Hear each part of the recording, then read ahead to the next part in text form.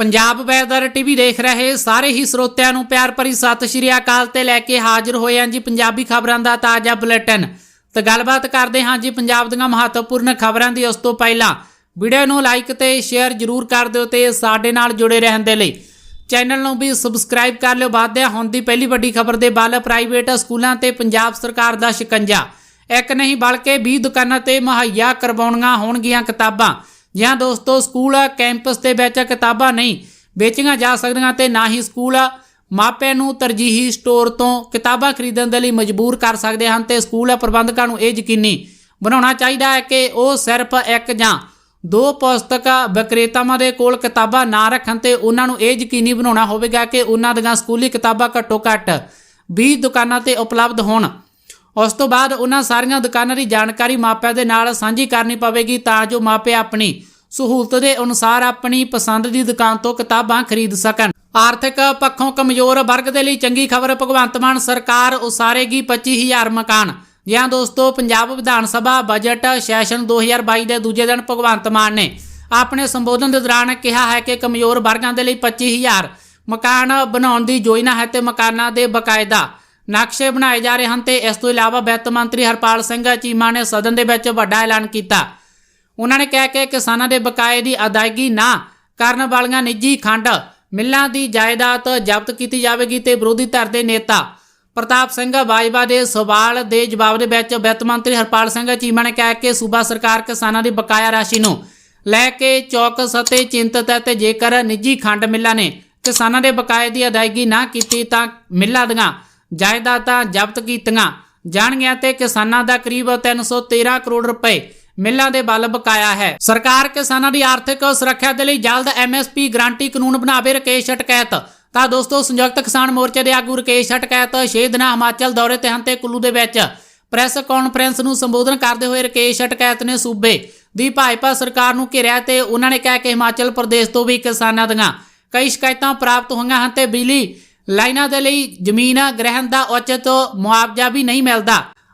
उन्होंने कहा है कि किसान मोर्चे की मंग है कि किसानों दी फसलों का घट्टो घੱਟ समर्थन मुल तय किया जाए। तो देश के महंगाई वधी है पर किसानों दी वस्तुओं दी कीमतां हेठां आ गई हैं। तो जिस कारण किसान दुखी हैं। तो असीं सरकार तो मंग कर रहे हैं कि किसान की फसल का घट्टो घੱਟ समर्थन मुल तय किया जाए। तो सरकार MSP बिल नूं लागू नहीं कर रही है। तो उन्होंने कहा है कि स्वामीनाथ कमीशन की रिपोर्ट लागू करने की मांग है। तो किसानों के हकों के लिए MSP कानून बनाया जाए तां जो किसानों दी फसलां वाजिब भाव ते खरीदियां जा सकन। इस सैशन के विच एक विधायक एक पेंशन बिल पेश किया जाएगा। CM भगवंत मान का ऐलान। तो दोस्तों, पंजाब दे विच विधान सभा के बजट सैशन के दूजे दिन की कार्रवाई जारी है। तो मुख्यमंत्री भगवंत मान ने ऐलान किया कि इस सैशन के विच विधायकों की पेंशन के संबंधी एक विधायक एक पेंशन बिल पेश किया जाएगा।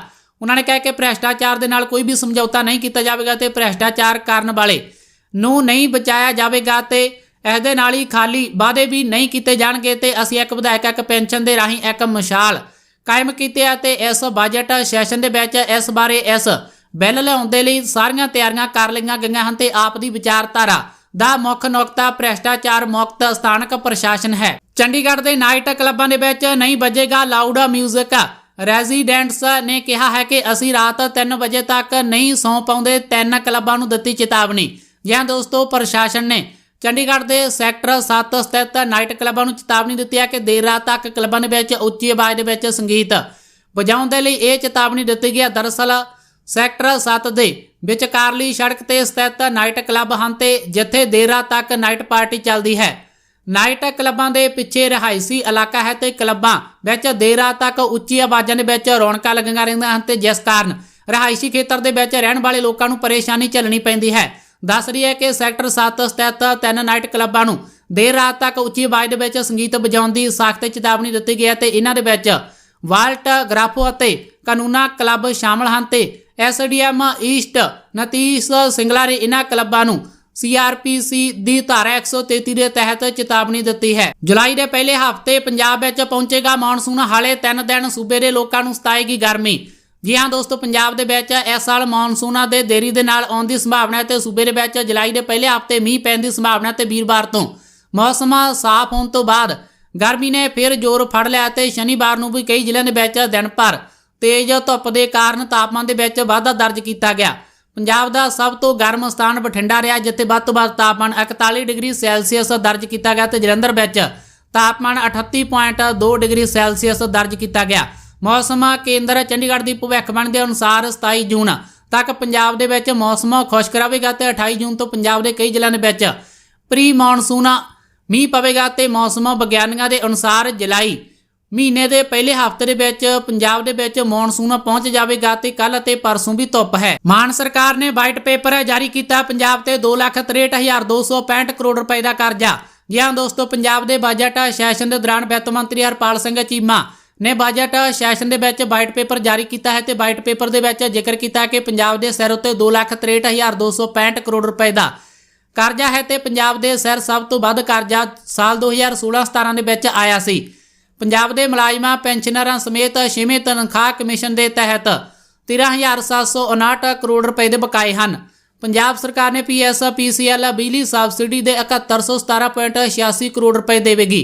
ਇਸ ਤੋਂ ਪਹਿਲਾਂ ਪੰਜਾਬ ਦੇ ਬਜਟ ਸੈਸ਼ਨ ਦੇ ਦੌਰਾਨ ਰਾਜਪਾਲ ਦੇ ਭਾਸ਼ਣ ਦੇ ਬਹਿਸ ਦਾ ਜਵਾਬ ਦਿੰਦੇ ਹੋਏ ਮੁੱਖ ਮੰਤਰੀ ਭਗਵੰਤ ਮਾਨ ਨੇ ਆਖਿਆ ਹੈ ਕਿ ਮੈਂ ਲੋਕਾਂ ਨੂੰ ਭਰੋਸਾ ਦਿਵਾਉਂਦਾ ਹਾਂ ਕਿ ਮੇਰੀ ਸਰਕਾਰ ਉਹਨਾਂ ਸਾਰੇ ਮੁੱਦਿਆਂ ਨੂੰ ਪੂਰਾ ਕਰੇਗੀ ਤੇ ਲੋਕਾਂ ਨੇ ਸਾਡੇ ਸਾਹਮਣੇ ਰੱਖੇ ਹਨ। ਜਰਮਨੀ ਅਤੇ UAE ਦੀ ਯਾਤਰਾ ਤੇ ਜਾਣਗੇ PM ਮੋਦੀ। 15 ਤੋਂ ਵੱਧ ਪ੍ਰੋਗਰਾਮਾਂ ਦੇ ਵਿੱਚ ਹੋਣਗੇ ਸ਼ਾਮਲ। ਤਾਂ ਦੋਸਤੋ, ਪ੍ਰਧਾਨ ਮੰਤਰੀ ਨਰਿੰਦਰ ਮੋਦੀ ਆਪਣੀ ਜਰਮਨੀ ਅਤੇ ਸੰਯੁਕਤ ਅਰਬ ਅਮੀਰਾਤ ਦੀ ਯਾਤਰਾ ਦੇ ਦੌਰਾਨ 12 ਤੋਂ ਵੱਧ ਵਿਸ਼ਵ ਨੇਤਾਵਾਂ ਦੇ ਨਾਲ ਮੀਟਿੰਗ ਕਰਨਗੇ ਤੇ 15 ਤੋਂ ਵੱਧ ਪ੍ਰੋਗਰਾਮਾਂ ਦੇ ਵਿੱਚ ਹਿੱਸਾ ਲੈਣਗੇ ਤੇ ਅਧਿਕਾਰਤ ਸੂਤਰਾਂ ਨੇ ਸ਼ਨੀਵਾਰ ਨੂੰ ਇਹ ਜਾਣਕਾਰੀ ਦਿੱਤੀ ਹੈ ਤੇ ਪ੍ਰਧਾਨ ਮੰਤਰੀ ਮੋਦੀ ਮਿਊਨਿਖ ਵਿੱਚ ਭਾਰਤੀ ਭਾਈਚਾਰੇ ਦੇ ਨਾਲ ਸੰਬੰਧਿਤ ਇੱਕ ਪ੍ਰੋਗਰਾਮ ਨੂੰ ਸੰਬੋਧਨ ਕਰਨਗੇ। ਕੋਵਿਡ-19 ਮਹਾਮਾਰੀ ਦੇ ਫੈਲਣ ਤੋਂ ਬਾਅਦ ਇਸ ਤਰ੍ਹਾਂ ਦਾ ਸਭ ਤੋਂ ਵੱਡਾ ਪ੍ਰੋਗਰਾਮ ਹੋਣ ਦੀ ਉਮੀਦ ਹੈ। ਦੱਸ ਰਹੀ ਹੈ ਕਿ ਪ੍ਰਧਾਨ ਮੰਤਰੀ ਮੋਦੀ 26 ਅਤੇ 27 ਜੂਨ ਨੂੰ ਹੋਣ ਵਾਲੀ G7 ਸਿਖਰ ਸੰਮੇਲਨ ਦੇ ਵਿੱਚ ਸ਼ਾਮਲ ਹੋਣ ਦੇ ਲਈ ਜਰਮਨੀ ਜਾਣਗੇ। ਮੁਫਤ ਸਫ਼ਰ ਯੋਜਨਾ PRTC ਦਾ ਪੰਜਾਬ ਸਰਕਾਰ ਸਿਰ 200 ਕਰੋੜ ਰੁਪਏ ਬਕਾਇਆ, ਮੁਲਾਜ਼ਮ ਹੋਏ ਔਖੇ। ਤਾਂ ਦੋਸਤੋ, ਪੈਪਸੂ ਰੋਡ ਟਰਾਂਸਪੋਰਟ ਕਾਰਪੋਰੇਸ਼ਨ ਦੇ ਵੱਲੋਂ ਪੰਜਾਬ ਸਰਕਾਰ ਦੇ ਹੁਕਮਾਂ ਤੇ ਚਲਾਈ ਜਾ ਰਹੀ ਔਰਤਾਂ ਦੇ ਲਈ ਮੁਫਤ ਸਫ਼ਰ ਯੋਜਨਾ ਦਾ 200 ਕਰੋੜ ਰੁਪਇਆ ਪੰਜਾਬ ਸਰਕਾਰ ਦੇ ਸਿਰ ਬਕਾਇਆ ਹੋ ਗਿਆ ਤੇ ਜਿਸ ਦੇ ਕਾਰਨ PRTC ਦੇ ਹਾਲਾਤ ਕੱਖੋਂ ਹੌਲੇ ਹੋ ਗਏ ਹਨ ਤੇ ਲੰਘੇ ਮਈ ਮਹੀਨੇ ਦੀ ਨਾ ਤਾਂ ਪੱਕੇ ਮੁਲਾਜ਼ਮਾਂ ਨੂੰ ਪੂਰੀ ਤਨਖਾਹ ਮਿਲ ਸਕੀ ਤੇ ਨਾ ਹੀ ਪੈਨਸ਼ਨਰਾਂ ਨੂੰ ਪੂਰੀ ਪੈਨਸ਼ਨ ਮਿਲ ਸਕੀ ਅਤੇ ਇਸ ਤੋਂ ਇਲਾਵਾ ਠੇਕੇ ਤੇ ਕੰਮ ਕਰਦੇ ਮੁਲਾਜ਼ਮਾਂ ਨੂੰ ਤਾਂ ਤਨਖਾਹ ਦਾ ਧੇਲਾ ਵੀ ਨਹੀਂ ਮਿਲਿਆ ਤੇ ਜਿਸ ਕਾਰਨ ਇਹ ਮੁਲਾਜ਼ਮ ਰੋਜ਼ ਬੱਸ ਅੱਡੇ ਬੰਦ ਕਰਨ ਦੇ ਰਾਹ ਤੇ ਪੈ ਗਏ ਹਨ।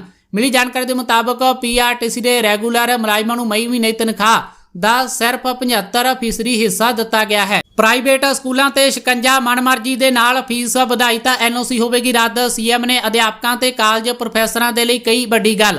ਤਾਂ ਦੋਸਤੋ, ਪੰਜਾਬ ਵਿਧਾਨ ਸਭਾ ਦੇ ਬਜਟ ਸੈਸ਼ਨ ਦੇ ਦੂਜੇ ਦਿਨ ਦੀ ਕਾਰਵਾਈ ਜਾਰੀ ਹੈ ਤੇ ਵਿੱਤ ਮੰਤਰੀ ਹਰਪਾਲ ਸਿੰਘ ਚੀਮਾ ਦੇ ਵੱਲੋਂ ਵਾਈਟ ਪੇਪਰ ਪੇਸ਼ ਕੀਤਾ ਗਿਆ ਤੇ ਭਗਵੰਤ ਮਾਨ ਨੇ ਆਪਣੇ ਸੰਬੋਧਨ ਦੇ ਦੌਰਾਨ ਕਿਹਾ ਹੈ ਕਿ ਸਰਕਾਰ ਸਿੱਖਿਆ ਦੇ ਖੇਤਰ ਦੇ ਵਿੱਚ ਵੱਡਾ ਸੁਧਾਰ ਲਿਆਉਣ ਦੇ ਲਈ ਵਚਨਬੱਧ ਅਤੇ ਬੱਚਿਆਂ ਨੂੰ ਕੁਆਲਿਟੀ ਐਜੂਕੇਸ਼ਨ ਦਿੱਤੀ ਜਾਵੇਗੀ। ਉਹਨਾਂ ਨੇ ਕਿਹਾ ਕਿ ਫੀਸਾਂ ਲੈਣ ਦੇ ਨਿਯਮਾਂ ਦੀ ਉਲੰਘਣਾ ਕਰਨ ਵਾਲਿਆਂ ਦੇ ਖਿਲਾਫ ਸਖਤ ਕਾਰਵਾਈ ਕੀਤੀ ਜਾਵੇਗੀ ਤੇ ਇਹਨਾਂ ਦੀ ਮਾਨਤਾ ਵੀ ਰੱਦ ਕੀਤੀ ਜਾਵੇਗੀ। ਤੇ ਭਗਵੰਤ ਮਾਨ ਨੇ ਅੱਜ ਫਿਰ ਦੁਹਰਾਇਆ ਹੈ ਕਿ ਅਧਿਆਪਕਾਂ ਤੋਂ ਸਿਰਫ ਸਿੱਖਿਆ ਦਾ ਕੰਮ ਲਿਆ ਜਾਵੇਗਾ ਤੇ ਉਹਨਾਂ ਕੋਲੋਂ ਹੋਰ ਕੋਈ ਕੰਮ ਨਹੀਂ ਲਿਆ ਜਾਵੇਗਾ ਤੇ ਜਲਦ ਹੀ ਅਧਿਆਪਕਾਂ ਦੀ ਭਰਤੀ ਵੀ ਕੀਤੀ ਜਾਵੇਗੀ ਤੇ ਇਸ ਤੋਂ ਇਲਾਵਾ ਕਾਲਜ ਪ੍ਰੋਫੈਸਰਾਂ ਨੂੰ UGC ਪੇ ਸਕੇਲ ਦੇ ਤਹਿਤ ਤਨਖਾਹਾਂ ਦੇਣ ਦੀ ਯੋਜਨਾ ਤੇ ਉਹਨਾਂ ਨੇ ਕਿਹਾ ਕਿ ਅਧਿਆਪਕਾਂ ਨੂੰ ਟ੍ਰੇਨਿੰਗ ਦੇਣ ਦੇ ਲਈ US ਅਸੈਂਬਲੀ ਦੇ ਨਾਲ ਗੱਲ ਵੀ ਹੋ ਗਈ ਹੈ।